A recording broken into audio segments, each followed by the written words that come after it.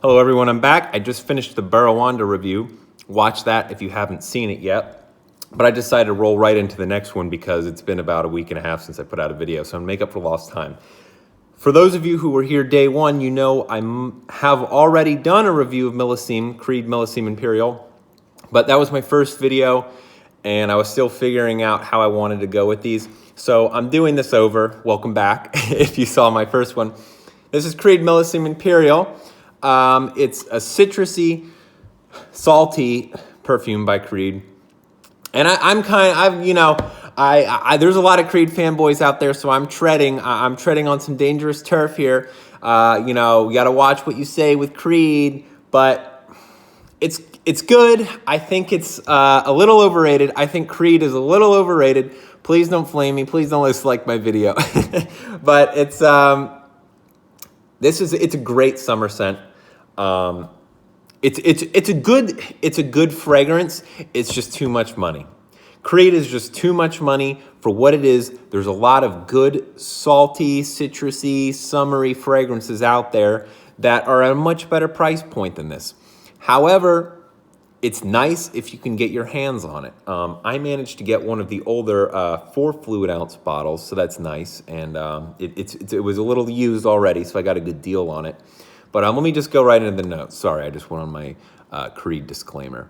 The most commonly smelled note in here, and I guess it's the Creed batch thing. People get really anal about the batch stuff. And at first I didn't really believe it, but now I kind of believe it because everyone says this is fruity. I don't get super fruity, okay? I get a little sweet.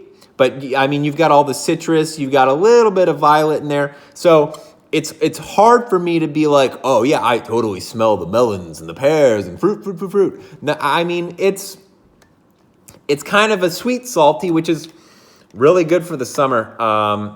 We're about to go into the winter, so this guy's probably gonna get shelved for a little while. But might be going on a cruise in December. So if I'm going on this warm Caribbean cruise in December, I am packing this, okay? It's good if you got it, and I've got it. So I'm gonna bring it in the warmer weather because we're gonna be on a cruise. This is a great performer. It's salty, it's got marine notes, it's got some musk, a lot of citrus and fruit. So on paper, it sounds really good, but of course, and it is, but I don't like summer fragrances because that was too strong. I don't dislike summer fragrances, but I prefer the colder fragrances because I think they're more complex.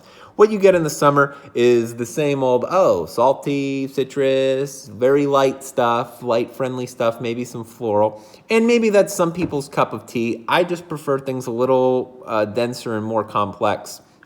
And I always talk about how, I like a solid, potent bubble around me of projection and longevity. And this is, I'm not going to call it a weak performer, but it is strong does not come to mind. And even average is a little bit of a stretch. I would say this is a below average performer. And it is nice, but if you want people to smell this, you're going to have to go kind of hard on the trigger. And I'm talking like 5 to 6 sprays. And I'm not trying to sound like an Eros bro, but I'm serious. You're going to have to squeeze the trigger to get a little life out of this thing. But it's great for the warm weather. It's pleasant. And the thing is maybe it's just not my type, but a lot of people compliment it. Surprisingly, and here I am saying, I don't like it. Surprisingly, this is one of the most complimented. People do like this. Maybe I'm just picky and I'm a stickler against summer scents. People like this. However, they're going to have to be pretty close to you to smell it, okay? Because it's not reaching anybody. You're going to have to be just a little beyond shoulder to shoulder with them. So maybe a good summery date night, going to get ice cream, boardwalk kind of thing. Yeah, sure. Bar rendezvous in the Caribbean. Yeah, sure. And then there's Virgin Island water. I haven't smelled Virgin Island water. I do want to get my nose on it because I'd be curious to see which of the two I prefer because those in my mind are the two Creed Caribbean-y summery fragrances. And I do want to have, you got to have something like that in your collection. So I've got this, but I would like a little sample of Virgin Island water. The citrus is very good. Something Creed does well is his citrus. You got lime, lemon, and orange in here. I mean, so you got the whole citrus orchard in here, and that's something he does well. I give him credit. It's just not my favorite note, so maybe I'm being a little biased here. I got to give it more credit.